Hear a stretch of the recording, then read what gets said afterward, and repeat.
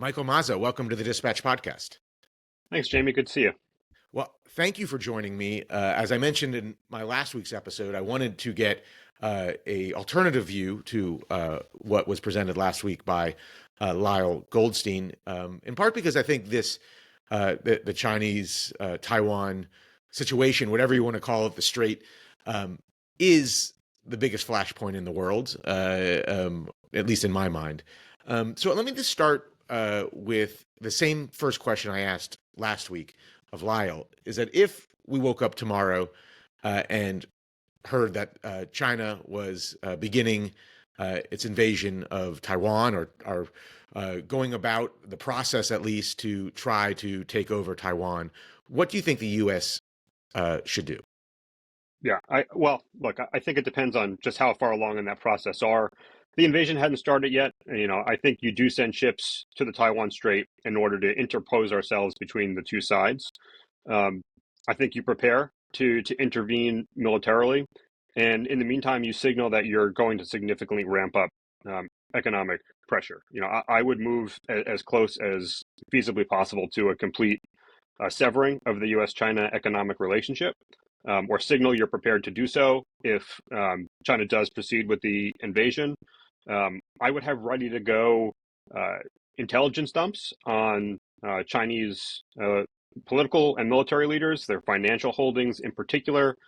That and the economic measures really meant to target the legitimacy of the Chinese Communist Party.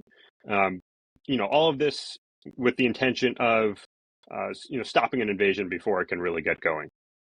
Well, let me ask you, how close do you think China is to trying something like this? How capable are they now?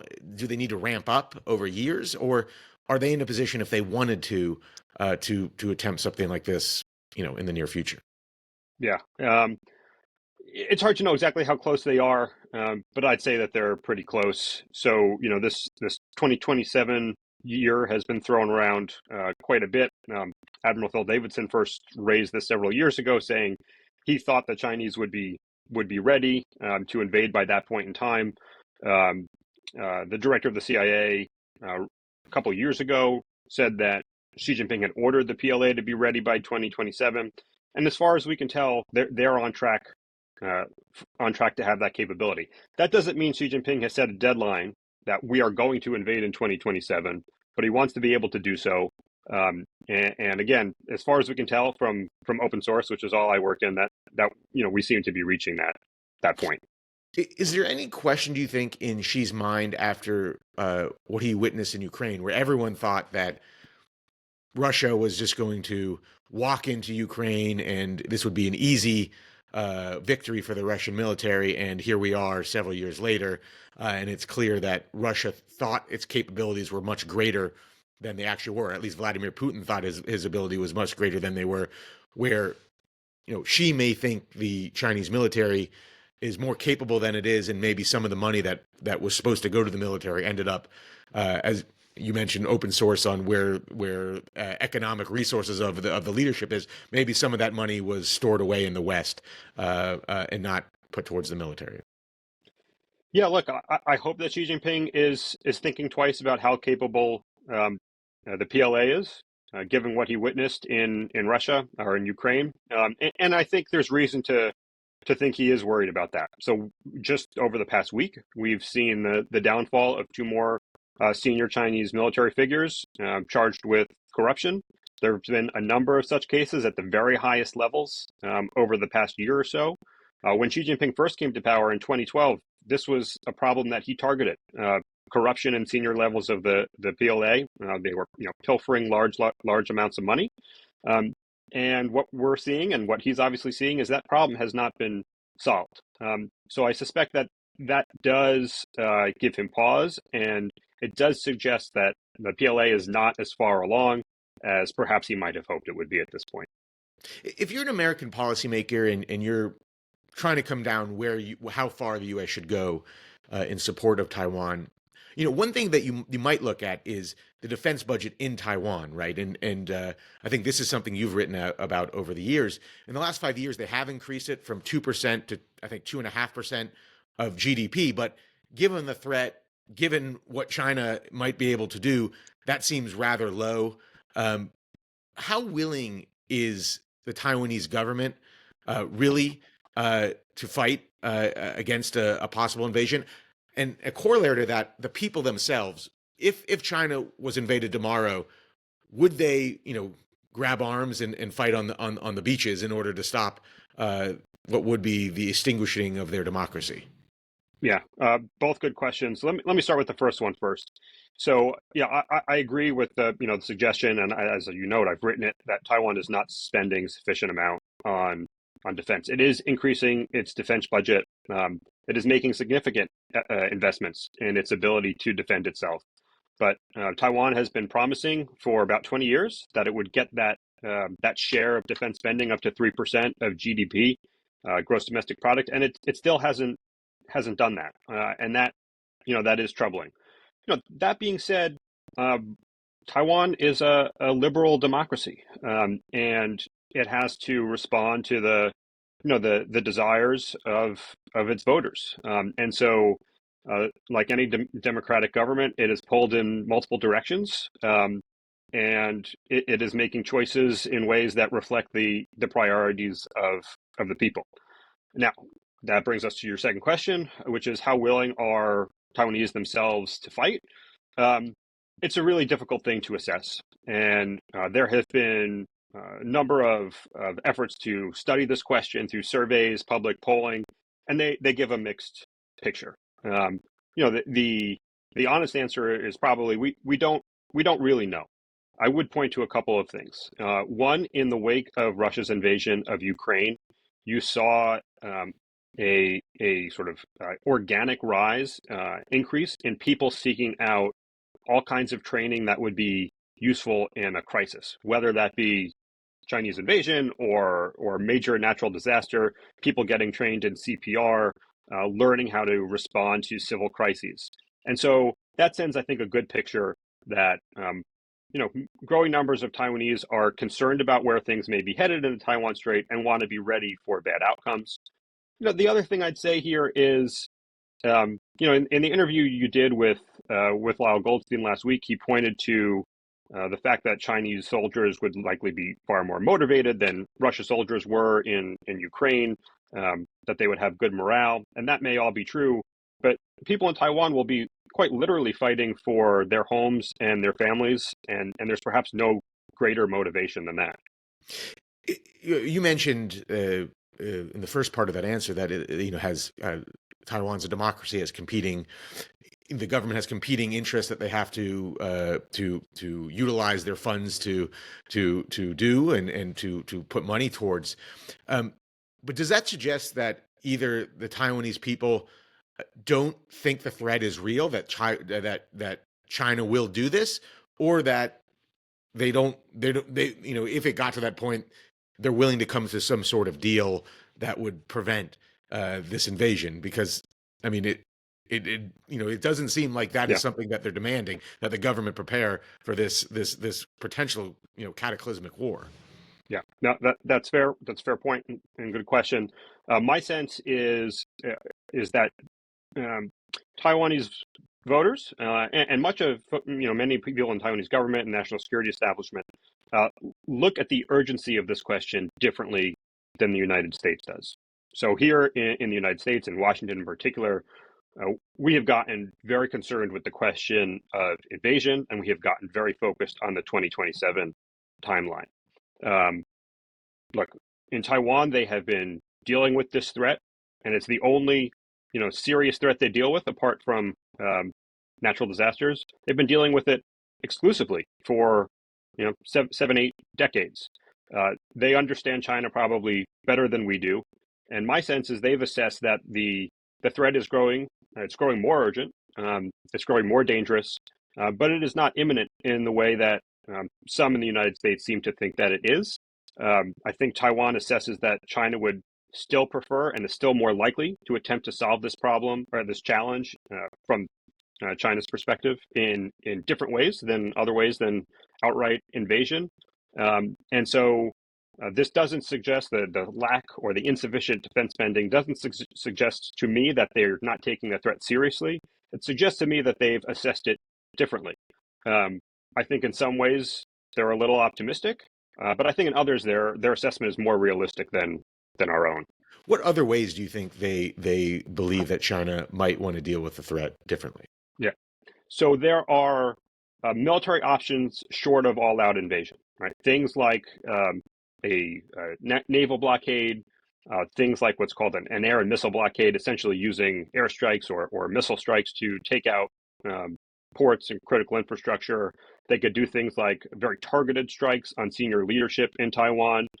Um, I am skeptical that any of those actions would result in in China's preferred outcome, which of course is unification under leadership of the Chinese Communist Party. But those are all possible. Those aside, there are sort of what's come to be called gray zone operations or political warfare operations. Things like using a variety of non-lethal tools for the most part to put pressure on Taiwan. Cyber attacks, going after financial institutions, um, flying drones over the island. They're already flying drones over the outlying islands. Um, Using political warfare tactics in order to advance their preferred outcomes within Taiwan's political system.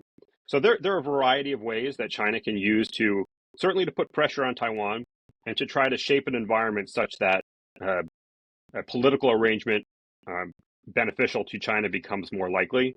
Uh, but these are all, there's no easy way for China to achieve its goal of unification here.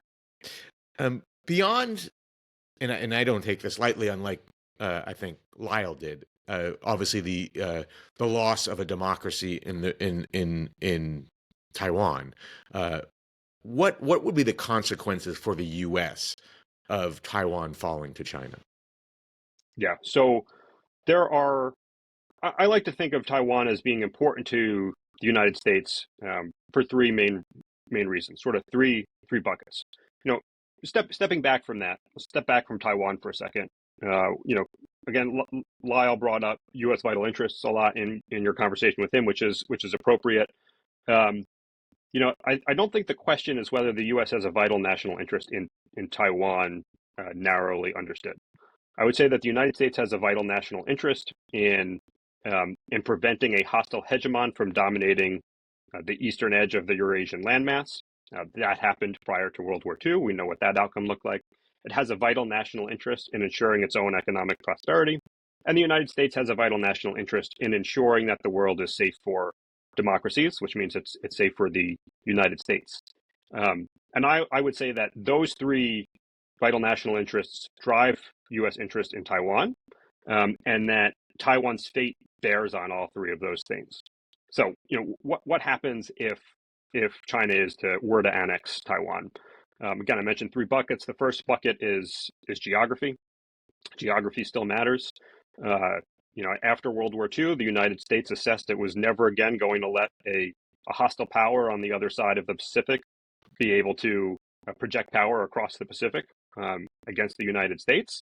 Again, we saw what the outcome of such a situation was on December 7th, 1941. And so the United States established a forward defense perimeter. And if you look at the map of Asia today, of the Western Pacific, to China's northeast are two U.S. treaty allies, South Korea and Japan. To its southeast is a third, the Philippines. To its south, Thailand is a U.S. treaty ally, Australia a bit farther off. And then in the middle, there's a gap. And that gap is where Taiwan is. Now, Taiwan used to be a U.S. treaty ally up until 1979. It was part of that forward defense perimeter. We withdrew forces from Taiwan. It is no longer a treaty ally, but the United States still has an interest in Taiwan remaining in friendly hands, because if China were to annex it, China would have that easy and open access to the Pacific, could project power against Guam and Hawaii and the U.S. homeland, could more easily threaten U.S. treaty allies, Japan and the Philippines, could more easily control access to the South China Sea. So for geographic reasons, Taiwan is important to U.S. interests. It's important for economic interest as well. As I said, we have a vital national interest in ensuring our own economic vitality. People like to talk about chips when they think about Taiwan. Chips are important. But the economic relationship is much more than chips.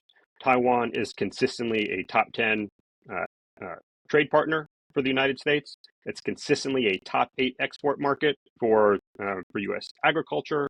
Um, Exports to Taiwan support over 200,000 jobs in the United States. There's abundant foreign direct investment going in both directions. And so if China were to annex Taiwan, if those investments were to be hurt, if the trade relationship were to be severed, that hurts a lot of everyday Americans in states all across the country. And then that third bucket is values, democracy, and this gets back to your original question. Um, as I said, I think U.S. leaders have long assessed that a world that is safe for democracy is a world in which the United States can be secure, and thus the United States has an interest in the flourishing and the proliferation of democratic systems of government. That doesn't mean it has to go around and try to install those systems of government when and where it sees fit. But letting them fall is a danger. It is a danger to fostering that world in which democracies can flourish. It's a danger to U.S. credibility. Credibility is a controversial subject, but it is real. Other allies and partners do care about how the U.S. reacts to crises around the world. And the last thing I'll say on this question of democracy and human rights is that liberals in China and elsewhere in Asia look to Taiwan as a model. And when it comes to China in particular, as proof that a Chinese speaking society can embrace democracy, that those two things are compatible, which is the opposite of what the Chinese government wants the Chinese people to think. Let's explore some of those here, and let me put up what I think some of the objections that Lyle Goldstein would put up to some of these. With geography, I think he argues that yes, there is some defense, further defense capability of the region, having Taiwan in allied hands, or friendlier hands, but really the U.S. can defend Japan and other allies without Taiwan being with Taiwan being under China's grip. That you don't lose too much of the defense by losing Taiwan. And furthermore, he would say that, and this I think is key, and I would like your thoughts on this, that he doesn't believe China's ambitions are greater than Taiwan and what he refers to, perhaps not compellingly or a little pejoratively, the rocks of some of the other countries, those uninhabited islands of the Philippines in Japan that he doesn't think is worth, going to war over, for instance. Beyond those, which he thinks that China has a historic claim to, he doesn't believe that China has greater ambitions in taking over the population centers of the Philippines or the population centers of Japan. How would you respond to that? Look, I think that's probably fair that they don't have those intentions. At least they don't have them right now. Look, it would be an outlandish proposition, just even if they wanted to do it, for China to try to invade and occupy Japan. So I don't see that as a serious concern. But there are hints of Chinese claims to Okinawa and the Ryukyu Islands, which are Japan's southern islands, which are inhabited, which are undisputed Japanese territory. And so even if there is no Chinese interest in occupying Kyushu, for example, Japan has to worry about all of its people, all of its islands, and so it has a legitimate concern in defending them, and a legitimate concern in ensuring that um, sort of the regional security environment is conducive to it doing so. Um, Lyle pointed to the geographic distance from China to Japan and the Philippines. There's something to be said for that, but Japan also occupied the Philippines, during World War II, and so geographic distances can be surmounted. Um, the other thing I'd say here is that China has proven itself, I would argue, in recent years as an expansionist power, and going back to the earliest days of the People's Republic of China under Chinese Communist Party rule. Um, the PLA, the People's Liberation Army, invaded Tibet and Xinjiang and occupied them. They were not part, not or at least not clearly part of of China at that point in time. Um, they have built villages in recent years on the wrong side of their border with Bhutan, slowly encroaching on that country. Of course, we've seen what they've done in the South China Sea. Um, China has slowly been expanding the perimeter of territory it controls, and it would only be natural for Japan, South Korea, the Philippines, and its other neighbors to worry about that, how that will eventually affect them. You mentioned the democracy element, and there is a question that I think ties to democracy, geography, and the strategic element, which is if U.S., even though we don't maintain the policy that we will go to war for Taiwan, but if it allowed China to annex Taiwan without a fight, that others in the region, our allies, would see us as maybe a weak power, not someone who will stand up for their interests. Mhm. I think what Lyle has written, I don't know if he said it on the podcast, is that there's no other choice in the region if you want to stand up to China than to stand with the U.S. So even if you let Taiwan go, where is Japan going to turn to? And the U.S. has abandoned other allies in the past. Look at in Afghanistan, abandoning our allies just recently there. What effect do you think? Is he right to some? Do they have alternatives to standing by the U.S.? Would they turn to China and try to come to some sort of agreement with China? I mean, what would the Yeah. consequences actually be tangibly? So I do think they have alternatives, and I think different countries will um, make different choices. So I would think that a country like the Philippines, smaller country, which has a smaller economy that's poorer, that has less powerful military, more likely to seek to come to some accommodation with China. Um, that's a sovereign choice that Manila can make, but I would argue that would not be in U.S. interests. A country like Japan, a country like Korea, uh, far wealthier, far more developed, with uh, powerful militaries, they might seek to maintain their alliance with the United States, but because they will not look at the United States as a reliable partner, I think they're likely to develop their own nuclear weapons. And so I think a Chinese successful invasion and occupation of Taiwan uh, would would essentially put the nail in the coffin of the non-proliferation regime.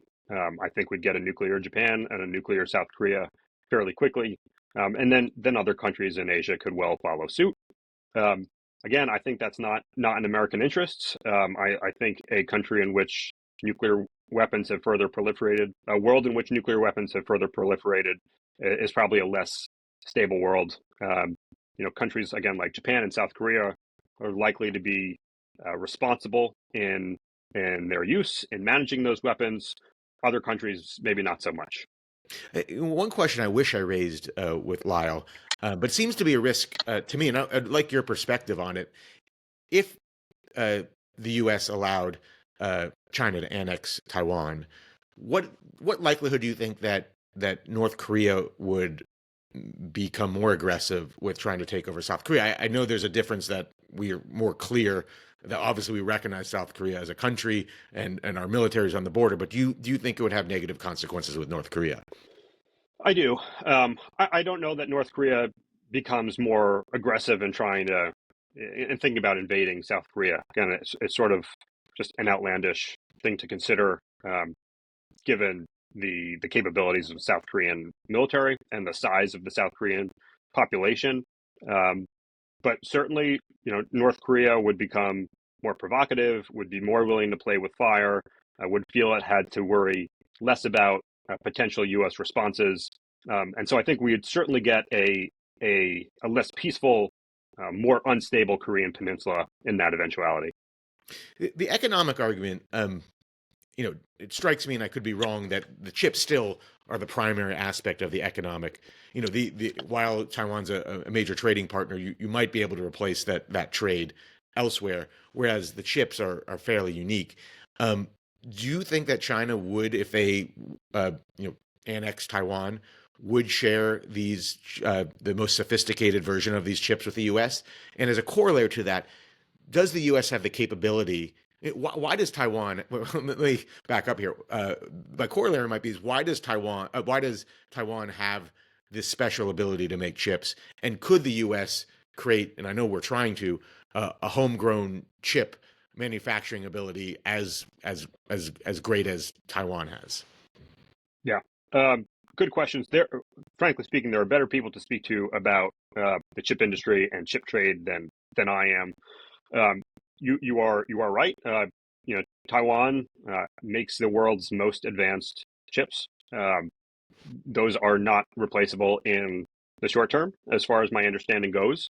On your first question, if China were to annex Taiwan, I cannot imagine that they would allow Taiwan, Taiwanese companies to continue exporting those advanced chips to the United States. Not after we've cut off China's access to those chips or tried to, and presumably not after, perhaps we've just been at war, and if not war, we've been in a period of high tensions where we're trying to put a stop to what China is doing.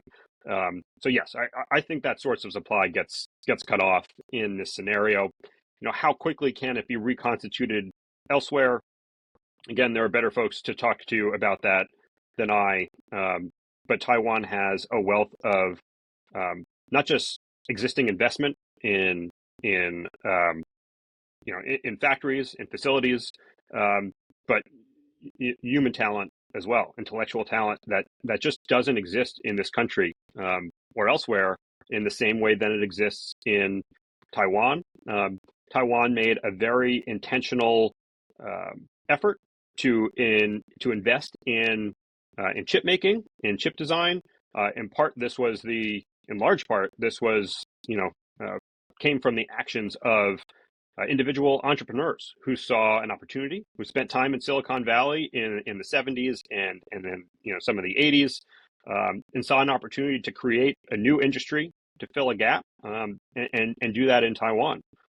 And they deserve nothing but credit for doing so. But when it comes to how important those chips are for purposes of U.S. national and economic security, we do have to worry about where they come from if for some reason they can't come from Taiwan anymore. Looming in the background of this discussion is obviously nuclear war. And I guess my question to you is, how serious is the threat of nuclear war if China invaded Taiwan and the U.S. responded? Yeah. It's serious. So, we are talking about two nuclear powers, the United States and China. Russia's hovering there in the background, which has an interest in how this contest turns out, and so we do have to worry about nuclear escalation. We can't shunt it aside. It should be part of all conversations about this topic. I'm glad that you brought it up. I'm glad Lyle brought it up on your conversation with him last week. The question is, how manageable are those risks? If we look to the war in Ukraine, which is the most recent useful example that we have, I think the risks are quite manageable. The United States signaled early on that it was very concerned about nuclear escalation. Because of that, it altered the way that it supported Ukraine, slowed the pace of the provision of weapons, made decisions about withholding certain types of weapons. Often those decisions were overturned eventually, and we haven't seen anything close to nuclear escalation. So I do think this is manageable. Now, the difference between Taiwan and Ukraine is substantial. Taiwan, I would argue, is is more important to China than Ukraine is to Russia. There are vital Chinese interests at stake here, as China has defined them. But I think that this can be, again, I think the risks can be managed. And I think the most important way to do that is to make it clear that one, the United States is willing to climb that ladder if we absolutely have to. I think President Biden made a mistake in expressing fear of doing so. after the Russian invasion of Ukraine. Um, but I think it's also, and even more important, to convey that going up that ladder is not going to bring China any closer to a resolution of the Taiwan question. That it's likely to only push that further off. Um, Again, this is not to be taken lightly. This is serious business, but I do think it's a manageable, a manageable business. I know you've written before about how our politicians should speak to the American people about this more. You gave a mock speech of a president, what he should say about our policy towards uh, uh, Taiwan. We've talked previously in this conversation about uh, Taiwan being a democracy and therefore having different interests. I wonder, do you think the American people would, if proposed to them at the moment, have the will saying, here's Taiwan, this is why we want to stand for it. The risks of standing for it are potential nuclear war, not a guarantee, not even maybe a likelihood, but certainly more so than maybe anywhere else in the world. Maybe there's an exception there with North Korea. Economic catastrophe because we're so intermingled with China economically. Do you think the American people have the will for this fight? Look, I think this is a question of political leadership. I don't think it's a sure thing that you can bring the American people along, but I would argue that nobody's really tried. Um, and part of the benefit of making the case to the American people is if you succeed, the deterrent effect goes way up, right? Right now, Beijing can look at the United States and say to itself, no American president ever talks to the American people about Taiwan, and nobody in senior American leadership explains to the American people why we have this relationship with Taiwan, why we care about Taiwan's continuing de facto independence. Um, if it comes to war, they're not going to be able to out of nowhere make the case to the American people that this is in the offing. But if over a period of years we're making that case, American leaders are making that case and bringing the American people along, um, then that serves as a deterrent. And I think the American people can be brought along in large part because we've seen it in the past, right? We saw America gearing up for World War II prior to the attack on Pearl Harbor in 1941. There was broad-based bipartisan American support for the Cold War and the national security policies that were strategy containment that was put in place in order to wage the Cold War. We saw American support for the Persian Gulf War, eventually for the invasion of Iraq a second time, obviously Afghanistan. Um, Say what you want about how each of those turned out, but the fact of the matter is, Americans are open to these sorts of arguments if they're made. Uh, we won't know whether or not they'll go along, whether or not voters will go along, unless leaders make the case, and then we'll see. Well, let me further on that. I guess um, we do seem in an era where these type of cases aren't being made, and we saw uh, unanimity between the former president, who will now be the current president again in January, and Joe Biden, the current president, on Afghanistan. Both made a decision that it was time to leave, even though there were case to be made that a small number of troops in Afghanistan could prevent, a rise of terrorism. There's far less downside to that than the China Taiwan conflict. Um, do you see any prospect where an American leader in this environment is making that case or is willing to make that case on the Yes. presidential Look. level, I would say? Yeah. No. I think. I think we came very close in 2022. Um, Russia invaded Taiwan. Russia invaded Ukraine, and President Biden mobilized the U.S. government to provide support for Ukraine, provide support for its ability to defend itself. Um, and what was lacking from that effort was a significant effort to explain to the American people why we were doing this and why it was important. Right.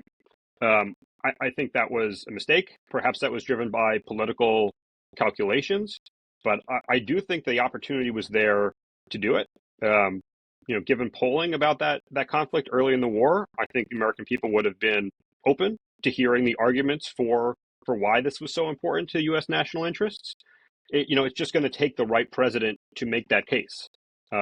President Biden hasn't been that president. I don't expect President Trump will be that president.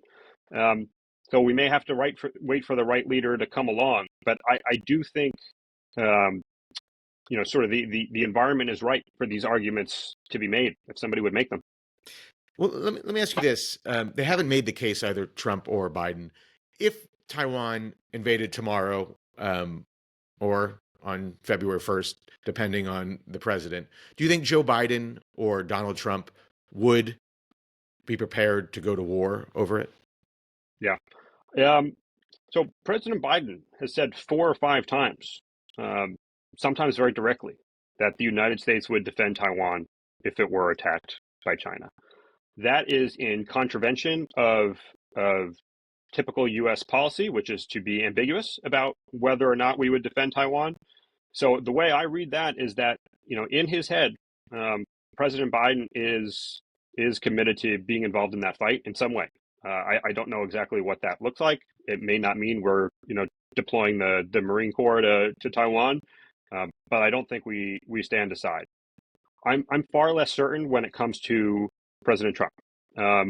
During his first term, President Trump, I would argue, said a lot of sort of not unassuring things about Taiwan, comparing it, unfavorably to how big China was, suggesting that it's not defensible. But he also did a lot of good things. Did a lot of bad things. Did a lot of good things. Sold a lot of needed weapons to Taiwan. Normalized the relationship in important ways. And so, to my mind, the president is perhaps torn in 2 different directions. Maybe his views are different than those of senior staff. It's hard to know exactly what drives those divisions between rhetoric and policy. Certainly, over the last year, he has said similar things about Taiwan, which don't leave me feeling comfortable about his commitment to its de facto independence. He hasn't done much to suggest that he is a staunch ally of Taiwan or that he even thinks about it in strategic terms. But it was also his first administration that really advanced the sort of competitive framing for U.S.-China relations. He blames China, as far as we know, for his election loss in 2020 because of COVID. So I don't know how to predict how he will act. Yeah. All I can say is, you can make any case you want based on things he's said and done in the past. Yeah. Well, here's my question. Why, though, in some ways, is it unfair to the Taiwanese government and the Taiwanese people not to exactly know what America will do? Because if they knew we weren't going to respond in a significant way, weren't willing to send the military, weren't willing to escalate to the extent necessary to stop China, would they potentially make a different decision about what their policy is going to be? Yeah, no, it's a great point. So what we're talking about here is this long-standing approach of strategic ambiguity, right? So the idea here, this goes back several decades now, is that China could not be sure the U.S. wouldn't intervene in the conflict, thereby they'd be deterred from starting one, and Taiwan couldn't be confident the United States would intervene on its behalf, and thereby Taiwan was deterred from declaring independence or pursuing some sort of formal separation from China. That worked for a time. Some people would argue it's still working. The problem is, there's a couple problems. One is you're trying to deter 2 unequally likely outcomes with the same policy. At this point in time, the threat to peace and stability in the Taiwan Strait comes almost entirely, in my opinion, from China, from Beijing, not from Taiwan. There is very low likelihood that Taiwan would again, sort of declare independence, pursue formal separation. There's very little public support for that in Taiwan. It's not a legitimate risk. So we don't need to deter that anymore. The thing we need to focus on deterring, in my perspective, is the threat from China, the threat of invasion or other use of force. And I think the way to do that is to be clear. And here I have a very stark disagreement with Lyle Goldstein, which is I think we should move to a position of strategic clarity, not be clear that Taiwan's on its own, but be clear that the United States will in fact intervene. I think this significantly enhances our ability to deter China. It gives Taiwan and the Taiwanese people the confidence they need to prepare for a fight. They'll be able to know how to prepare for a fight, knowing that the United States will be able to play certain roles, will have certain responsibilities that they don't need to worry about. You're right. As of now, Taiwan and its people live in this sort of no man's land where they can't be sure of how the United States will respond, and thus can't prepare adequately for the crisis they may one day face. I guess the question would be the American president would have to make the decision that they'd be willing to go to war in this case. Yep. And that's not kind of the tone of the era right now is being willing to go to war. Let me propose, and the risk that this might trigger China, that I guess is a risk as well. Mm-hmm. Let me ask you about the alternative, and I asked Lyle, and he obviously was enthusiastic about talking about it. But what if the American president says, we are willing to support you defensively with defensive weapons, but we're not going to war? Would that change the tone in Taiwan? Is there an accommodation? Is there any type of federation that could be created that would protect? They're obviously seeing what happened in Hong Kong. It makes it much more difficult to project that. Is there any type of scenario where you could see Taiwan willingness to come to some type of negotiation where you try to put some safeguards or guardrails around their vibrant society, democratic society, but still come to some sort of federation with China? Yeah, I really don't think so.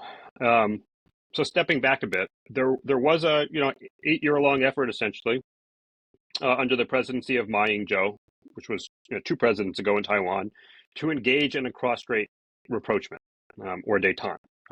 Not to pursue political negotiations to move to some sort of peace treaty or confederation, but simply to calm things down, to ensure peace and stability, to build positive economic ties across the strait, and that effort failed.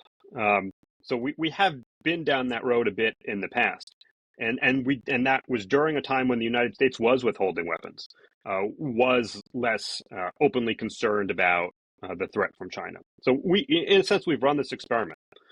The second thing I'll say is things are if it wasn't clear at that point that this was a fool's errand, it's clear now. In part because of what happened in Hong Kong. So while this horrible crackdown was happening in Hong Kong, Xi Jinping gave a speech, again calling for one country, two systems for Taiwan. So one country, two systems is the idea that Hong Kong and China were both part of one country, China, but they had 2 different systems in place. That idea was originally developed with Taiwan in mind. Hong Kong was the test case from China's point of view. So even as it had this horrible crackdown going on, Xi Jinping was saying this is still the model to apply to Taiwan, and Taiwanese reasonably said no thanks. Back in the past, Chinese leadership did make significant sort of promises to Taiwan about what a post-unification Taiwan could look like, promises that they'd be able to keep their military, they'd be able to keep their political system, for example. And over time, sort of the list of things Taiwan could keep got smaller and smaller and smaller. And so in this last major speech, there was no mention of Taiwan being able to keep a military. There was no mention of Taiwan keeping its own political system. And so Taiwan just has little reason to be confident in China sticking by its word if it were to agree to a seemingly beneficial arrangement, or that China would even agree to such an arrangement to begin with. Do you fear that Trump might be willing to give up Taiwan in some sort of negotiated economic arrangement with China, or perhaps greater effort against fentanyl or North Korea? Yeah. Um, so there's a few things to say there. One, it's not Trump's to give away. So what we're really talking about when we talk about those sorts of scenarios is some sort of severing of the U.S. Taiwan relationship, right, where Taiwan is left to its own devices. Um, I could see the President Trump, sort of making concessions vis-a-vis Taiwan, perhaps not selling certain weapons, perhaps slowing the pace of the types of training we do.